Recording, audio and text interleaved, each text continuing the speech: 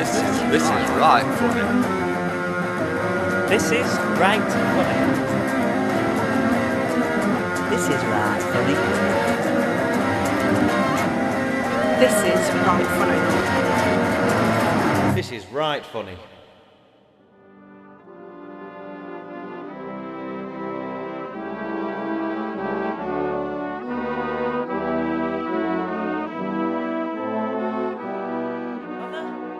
Father, I know what I'm going to do with the rest of my life. I'm going to be a miner. A miner? You're in Yorkshire. Oh, don't be silly, lad. You can be a ballet dancer. Or a stripper. Or you can have a kestrel for a pet. For a while. But not a miner. But pits are long gone. No one wants coal nowadays. No, not coal. I want to be a Bitcoin miner. Oh, son, you're not dabbling in cryptocurrencies. All I need to do is have my computer solving some hard maths and I get rewarded in Bitcoins. We know how it works, lad. We're not unaccustomed to the workings of the blockchain. So, what's the problem? The mining of Bitcoin requires massive computational power. Which requires massive amounts of electricity. Which requires the production of massive amounts of energy. Yes, I know. From a source such as coal.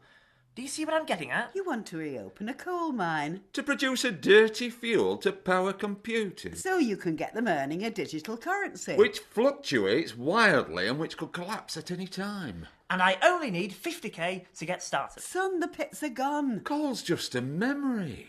Well, how about fracking to mine Bitcoin? Ah, now you're talking. Even Thatcher had fun that. We're so proud of you, son. Doing something useful with your life. Getting the government to give something back.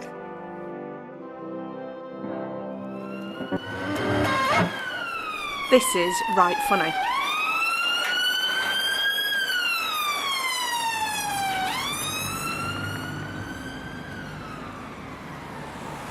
Right. Thanks to everyone who could attend today's meeting at such short notice. I'm sure you've all had a chance to look through the minutes and actions from last week's meeting. Great. Now, on to business. As I'm sure you all know, Head Office have dispatched me from corporate as there have been some issues raised. You mean Susie got caught stealing? Well, yes, there was some unpleasantness I'm aware of, but that's all behind us now. Unpleasantness? Two of the heavies had to take her out back and put a Black & Decker cordless drill through it. Good. Quite. Thank you, Phil. So, Head Office have strict rules about theft in breach of trust, and any infraction is taken very seriously.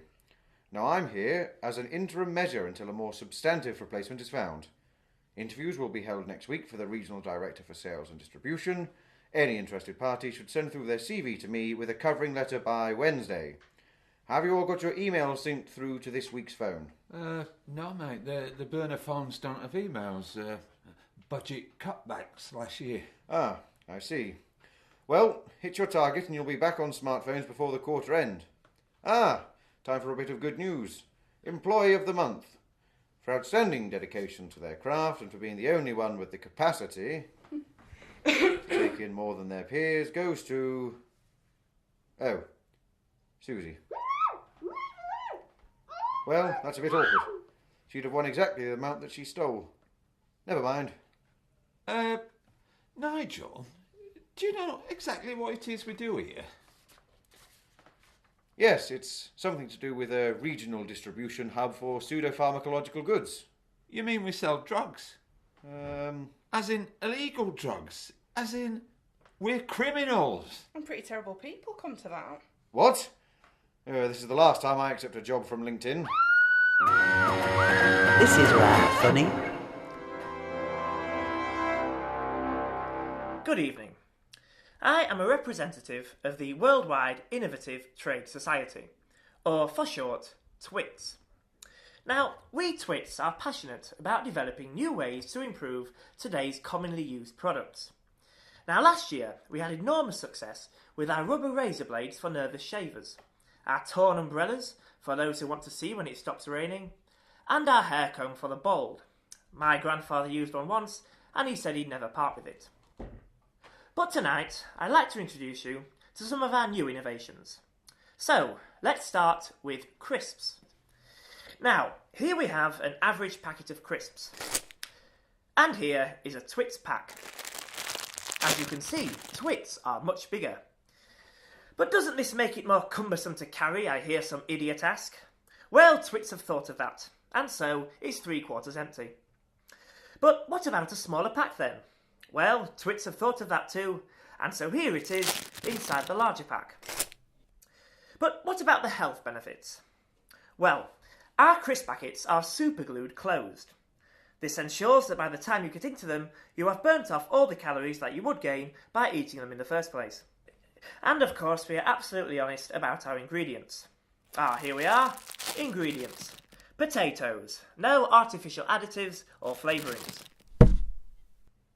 Well, you can't say fairer than that. Now, I'm sure you'll know that one of the major health problems in the world today is smoking. And you will no doubt be aware of the new electronic cigarettes. And here is a Twits e-cigarette. Now, these are much healthier, as they have a much lower nicotine content than any other cigarette. Unfortunately, our manufacturers misread the recommended voltage of 3.7 as 307. This means it will kill you, but at least it ensures you won't die of any smoking-related illness.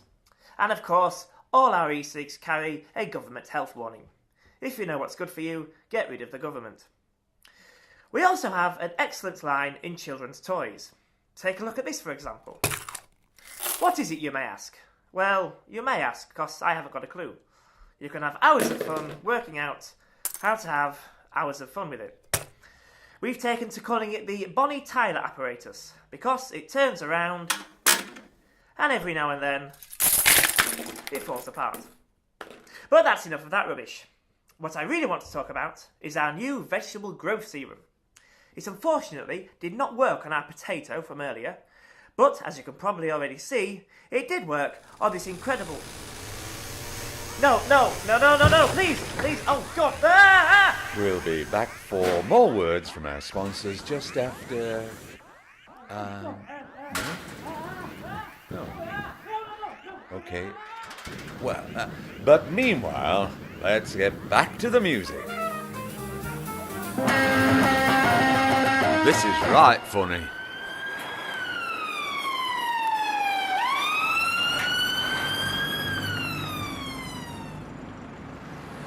So, Slumdog, tell us how you heard about the vacancy today. Well, I've always dealt at local lads, and I kind of thought that it's my time to move up to next level, innit? Lewis here hooked me up with this interview. Cheers, pal. Fabulous. Okay, just to let you know how this interview will go, I'll ask some questions, then Lewis, and you'll have a chance to ask your questions at the end. Is that okay? Great. So a nice, easy question to start you off. Can you give an example of a time when you failed at something, and what did you learn?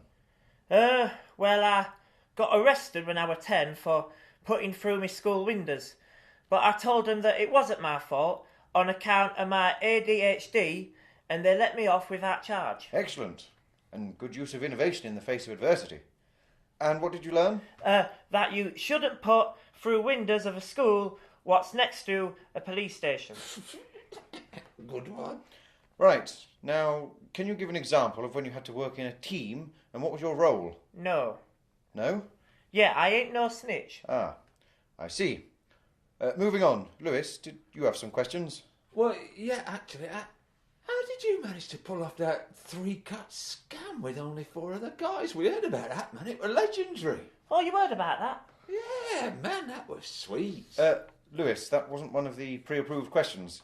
Were you perhaps going to ask about his core values and how they match to the values of the organisation? Oh yeah, that, what he said. What? Well, what it is, yeah, is that I'm good at keeping my mouth shut, and all my crew are like, well, loyal and that. Well, that's good enough for me. Well, it all seems to be in order. Your references have come through, and we're just waiting for the DBS check, and then we'll be in touch to arrange a start date. Or as we're short now, maybe you could start now. Oh, very well, if you must. Welcome aboard our newest Level 2 dealer, Slumdog.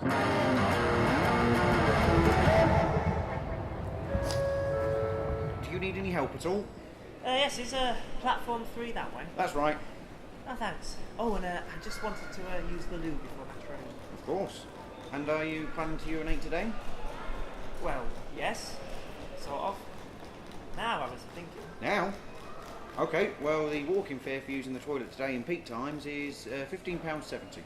15 quid to use the toilet? You should have booked in advance, really. I didn't know. Well, if you can wait an hour, it'll be off peak. £9.20. I don't think I can wait. I mean, I got flustered at the coffee place and ordered a medium. Look, I'm not supposed to tell you this, but you can have a wee much cheaper if you're prepared to break up your visit. Go in now, do a bit, then stop and nip over to the left on platform 3 to do the rest. £7. Oh, sorry, I'll just pay the full fare. Thank you. I'll buzz you in. Enjoy your visit. Network Rail apologises for cancellation of all toilets. Could all passengers please make your way to the station forecourt where a lavatory replacement bucket service is in operation. This is Right Funny. Sales meeting for Grim Reapers, circa 80 AD. Right, you lot, sit down and settle. Scythes in the corner. We don't want another mishap like last time. Oh, sorry again about that, boss. Did Brian ever turn up? Eventually, yes. We found him playing catch with Cerberus. Quite why he was in Hades, we don't know, as he was assigned to Mesopotamia. Anyway, on to business. You've all had your quarterly reviews, and I'm pleased to report that Reaper of the Quarter goes to Michael. As I was saying, Michael here managed to exceed his target of 1,250 souls for the quarter in one afternoon. But that's not fair. We all know that volcano was going to explode, and it's just lucky that they blamed Roman gods, so Michael got all the credit. Regardless, Michael managed to smash his target. So he gets to wear the gold trim robe and has his choice of assignment for the next quarter. What do you reckon, Michael? Mesopotamia? Egypt? Be good to take that off Annie. He's really gotten into the role over the last few centuries. Even brought his own weighing scales. If it's all the same, can I keep hold of Rome? I hear they're invading Scotland, and I think there might be a bloody bottle or two. So fingers crossed for next quarter. Fair enough. Knowing the Scots, I'd have thought you'd transfer over to Celtish, but whatever. They're your funerals. Now, on to other business. There's been a rise in this new religion of sorts they're calling Christianity. It's still forming, so we haven't totally figured out how we're going to approach this one. But off the top of my head, I'm thinking white. Yes, white with wings and a big sword. It's been a while since we did that. We did that with Judaism. White again. That's why the cleaners are complaining. Oh, okay, red then. And we build brimstone into this so we can save some money on cleaners. Yeah, fire and brimstone. Stan, you can take this one on. I'm sure it'll fizzle out anyway. Be good to give the trainee a small one to break him in gently. OK, sir. What are we calling the afterlife for this one, then? Just for the minutes of the meeting. Hell, I don't know. Hell, it is, then. This is right funny.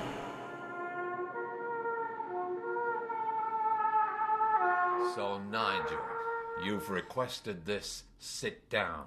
Yes, Luciano. Thank you for seeing me. I wanted a bit of a catch-up with you as my line manager. Call me boss. Right? Boss. I wanted to let you know how we're doing with the local branch since I took over 6 weeks ago. After that unpleasantness with the former manager. Yes, I understand she's now retired and is spending time with her pet fish. She's been retired and is feeding the fishes. Ah. I'm glad you arranged this sit down. There's been some disturbing messages reaching my ears. We knew it was a risk recruiting through the internet, but you had some excellent references. Thanks. I spent a lot of time optimising my LinkedIn account. Disturbing rumours? What do you mean? Silly things, I'm sure they're false, but I wanted to give you a chance to refute them. Some absurd things like you bringing in an analyst and spending my money to tell me things we already know. Well, that one is... A team-building trip? Yes. Time in the Brecon Beacons can... An escape room? Again, excellent chance to develop... Nigel, I'm sure you're aware that the only room I want my team escaping from is an interrogation room. And another thing, why did you engage the services of a training provider? Well, that one was necessary. I needed the group to go through a team assessment, and I thought the price was very reasonable. £15,000. Yes. On stationery supplies. It was a bulk order. The office won't need any stables now for the foreseeable future. Look, boss, you gave me sufficient latitude to run the business as I saw fit, and I saw all of these as required start-up costs for any high-performing team. You were wrong. Very wrong. I see. Well, it's all part of the learning curve in a new role, isn't it? Wrong again. I think it might be time for you to learn how wrong. I really think you might be being a bit hasty in penalising me. Just give me another 6 months and you'll see what I mean. I think not, Nigel. Perhaps it's time for you to be retired as well. What? Early retirement? So soon? What about my golden parachute? Goodbye, Nigel. I'll miss the liveliness you brought to the office. Really? No. Can I just pop back and collect my mug and desk calendar, etc.? No. Oh.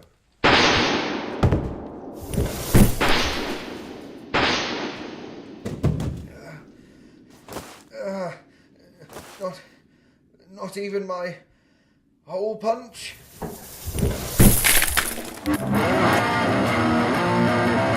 Miranda, finally, I was just about to send out the search and rescue. Remorse, Martin, remorse. This morning, living nightmare. I was texted out of bed at 2 a.m. Cheryl was having a shoe emergency. Only 52 hours before the premiere of Opening an Envelope, the movie, and she still could not decide between the Milanos and the Burberrys. Sorted now, though, so I'm all yours. What's the brief? Well, Miranda, head office just dropped this hot potato into our laps and we've got to yank it out before our nuts get roasted. One of our clients has had a few public image issues recently and we need to rebrand him to make him market-friendly again. What kind of public image issues? Well, putting it simply, Glenn, mass murder. He's just carpet-bombed a teddy bear factory full of orphans and also wiped out every living thing within a 10-mile radius into the bargain. There was an attempted coup in his country the other week and he was just blowing off a little steam, like we all do, but the rest of the world is a little bit miffed about it. And that has put some highly lucrative trade contracts on the chopping block. We need to pull this basket of kittens out of the canal before the bag stops twitching, folks. Sorry, Martin. Could I just press the pause button and rewind a bit? I'm not sure if I've got a bead on the problem here. Did anyone famous die? Angelina wasn't baby shopping, was she? No, Miranda, no celebrities were killed. Then I don't get it. What's the big whoop? Well, Miranda, there's some very loud people who feel that dropping bombs on kiddies and teddies is a bit of a no-no and they're kicking up a bit of a fuss about it. Our only hope to salvage this contract is radical repackaging. We've got to come up with something shiny to distract people from this mess, and there's only so much we can ask of Katie and Kerry. They already do so much, bless them. Why don't we get started on a list of pros and cons, and then we can build from there? Good idea, Glenn. We'll get the cons out of the way first. Well, that's easy. He's a heartless, soulless, perverted, sadistic, narcissistic, murdering psychopath. Thank you, Glenn. I'll just put down standoffish. On the plus side, he's a snappy dresser. Oh, good, Miranda, very good. Clothes maketh the man. I've got it. Makeover. Look at that picture.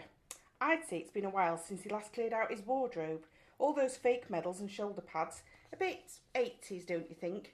I'll get Trini and Susanna onto it. They haven't worked for a while, so they'll be cheap. Yes, well, get him a softer image. Make him more approachable, more avuncular. Something like Santa Claus meets Philip Schofield. Ooh, you know what I'm thinking?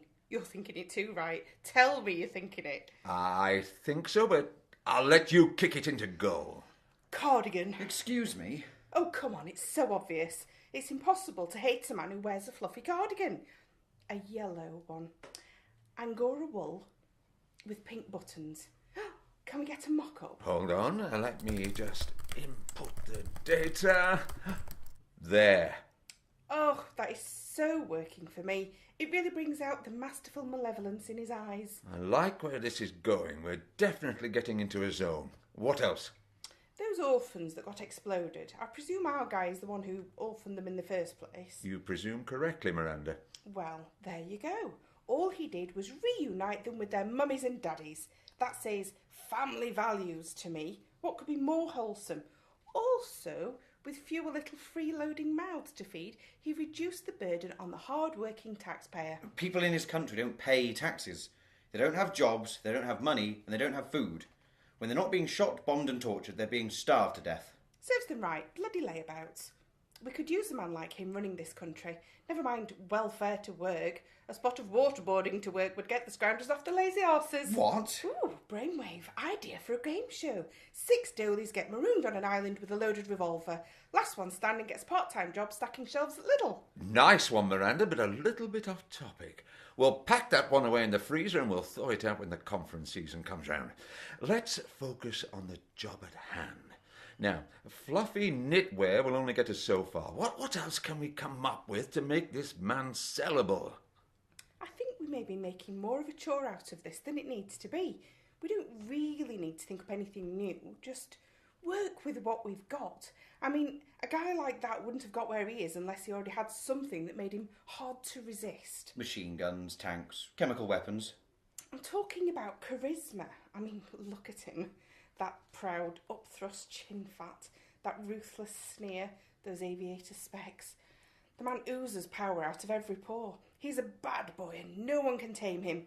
That's his biggest selling point. Makes me feel all tingly just looking at him. Do we know if he's single? Not really, but that's never stopped him in the past. Report me to Child Services if you think I'm going overboard, but I'm just going to chuck this baby in the pool and see if it doggy paddles. I think I need to go over there and check things out in person.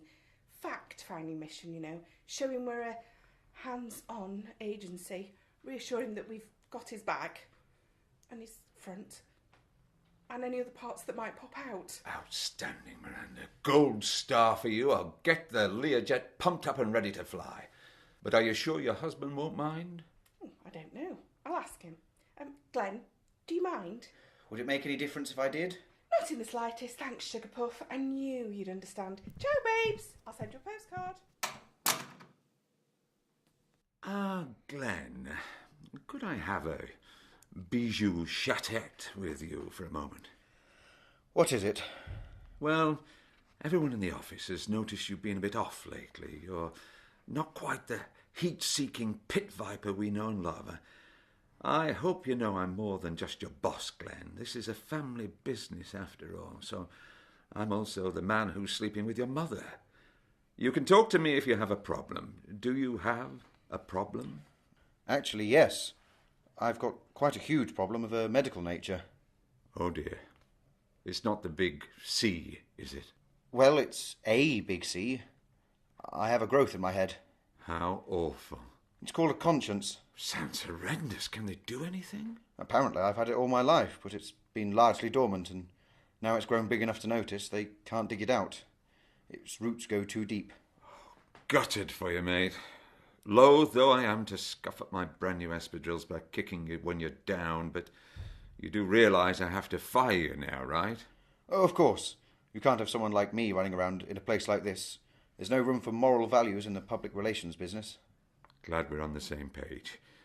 The security guards will be up in a bit to rough you up and throw you in the gutter, but I'll give you 3 minutes to clear out your desk for old time's sake. Thanks. You're a diamond. And Martin? No hard feelings? Oh, God, of course not, Glenn. I don't have any feelings at all. Oh, and I lied about the head start on security. Ciao! I love this business.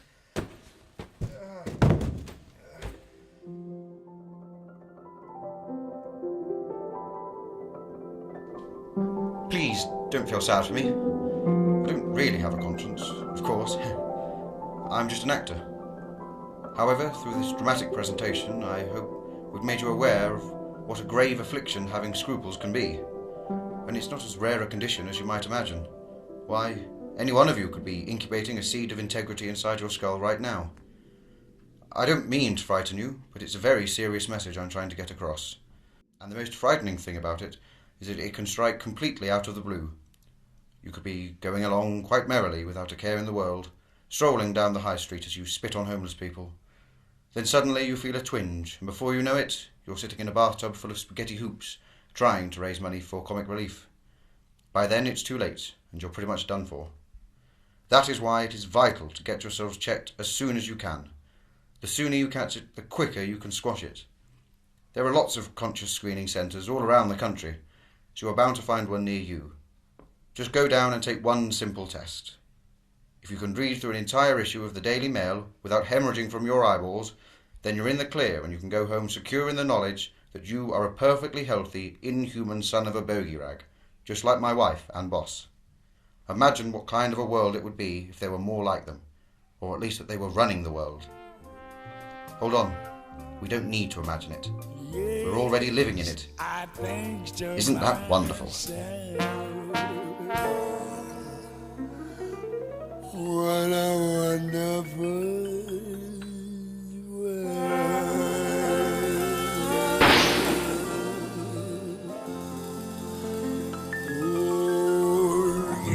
Right Funny starred Marcus Newman, John Federenko, Sheila Halse, Joy Wright and David McLelland. It was written by Danny Antrobus, Ed Crawley, John Federenko, Carol Mulcahey and Tair Rafiq. It was produced by the Mechanical Pig.